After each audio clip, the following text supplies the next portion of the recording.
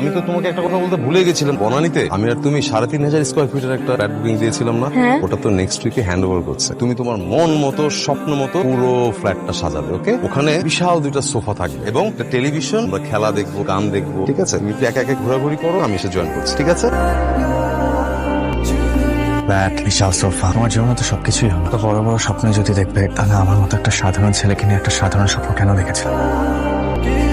আমার ভীষণ ইচ্ছে ছোট্ট একটা সংসার। আর আমাদের সেই ছোট্ট সংসারটা হবে ছোট্ট একটা চিলেকোঠায়। আর সেই চিলেকোঠায় কি থাকবে জানো? কি? এক জোড়া বেতের সোফা। আর তার সামনে থাকবে ছোট্ট একটা টিভি। আর এভাবেই যেন মিষ্টি ভালোবাসায় জড়িয়ে থাকে আমাদের ছোট্ট সংসারটা। তাহলে সব মিথ্যা। খুব ভালো ছিল, শুধু আমি ভালো। খুব ভালো আছি, তুমিও ভালো থাকো। একজন ভালো জীবন সঙ্গী খুঁজে তোমার সংসারটা শুরু করো। দেখবে সেই মানুষটা তোমাকে এতটাই ভালোবাসবে যে তোমার পুরো জীবনটা বদলে যাবে। আর ঠিক তখন তোমার আমাকে আর মনে পড়বে না। আমার জীবন হয়তো বদলে যাবে, আমি তোমাকে কখনোই ভুলতে পারবো না।